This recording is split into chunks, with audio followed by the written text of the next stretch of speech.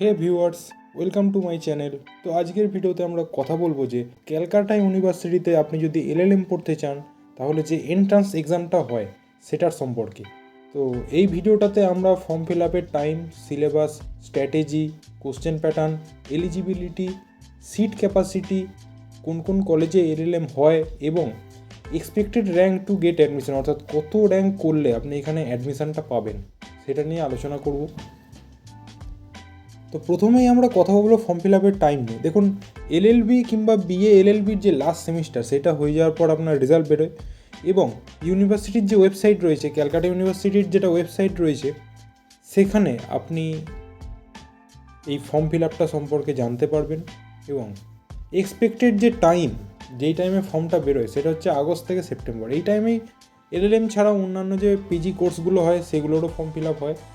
তো এই টাইমটাতেই এলএলএমের form fill আপটাও হবে, এটা মাথায় রাখবেন।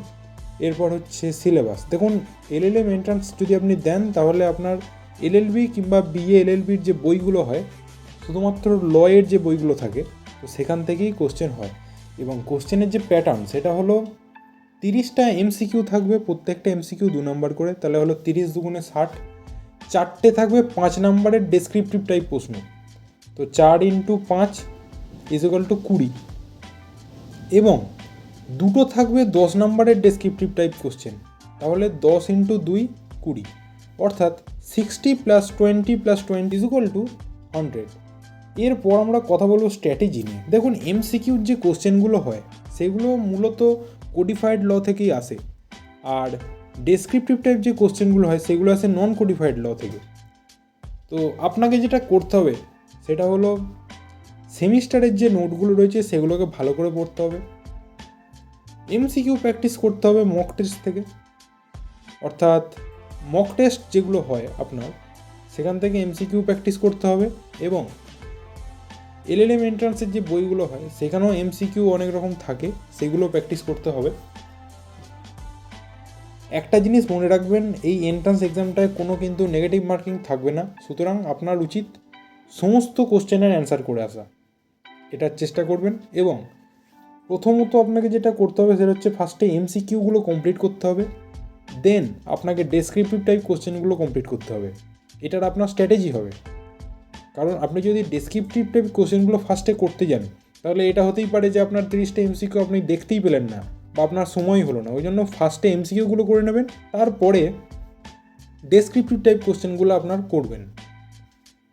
আর এরপরে আমরা যেটা বলবো সেটা হলো যে ডেসক্রিপটিভ টাইপ যে কোশ্চেনগুলো আছে সেইগুলোর জন্য আপনাকে সেমিস্টারের যে নোটগুলো, প্রত্যেকটা নোটের প্রত্যেকটা কোশ্চেন আপনাকে অন্ততপক্ষে 1 থেকে 2বার করে পড়ে নিতে হবে।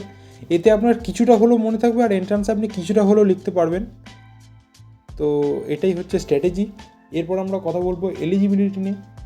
দেখুন, এলিজিবিলিটি একটাই, সেটা হলো বিএলএলবি অথবা এলএলবি আপনাকে পাস করতে হবে বিসিআই, অর্থাৎ বার কাউন্সিল যে রয়েছে তার অ্যাপ্রুভওয়ালা কোনো ইউনিভার্সিটি থেকে আপনাকে বিএ এলএলবি অথবা এলএলবিটা পাস করতে হবে।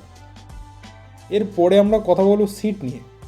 দেখুন, টোটাল 158টা সিট রয়েছে, এর মধ্যে 40% সিট অর্থাৎ 63টা সিট রয়েছে যারা ক্যালকাটা ইউনিভার্সিটিতে বিএ এলএলবি অনার্স পড়ে,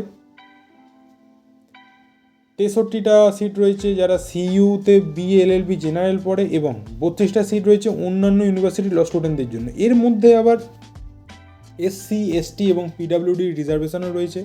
তবে একটা জিনিস মনে রাখবেন, ক্যালকাটা ইউনিভার্সিটির যারা বিএ এলএলবি অনার্স স্টুডেন্ট তাদের জন্য কিন্তু কোনো এন্ট্রান্স টেস্ট হয় না।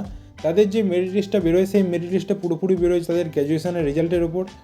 এলএলএম এন্ট্রান্সটা শুধুমাত্র দেবে যারা ক্যালকাটা ইউনিভার্সিটিতে বিএ এলএলবি জেনারেল পড়ছে এবং অন্যান্য ইউনিভার্সিটির যে ল স্টুডেন্ট তাদের।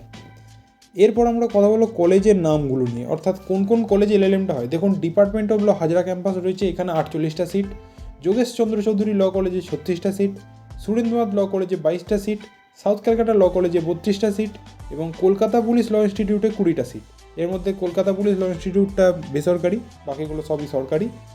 আর আরেকটা জিনিস মনে রাখবেন, বিএ এলএলবি যে এন্ট্রান্স এক্সাম সেখানে একটা ওয়েটিং ফিচার থাকে, যেখানে আপনার যেটা কলেজ আপনি পেয়েছেন তার থেকেও ভালো কলেজে যাওয়ার একটা অপশান থাকে, কিন্তু এই অপশানটা আপনি এলএলএম এন্ট্রান্সের ক্ষেত্রে পাবেন না। আপনার যে কলেজের নাম আসবে লিস্টে সেই কলেজে গিয়ে আপনাকে ভর্তি হতে হবে এবং যদি আপনি ভর্তি না হন তাহলে আপনার অ্যাডমিশন ক্যান্সেল।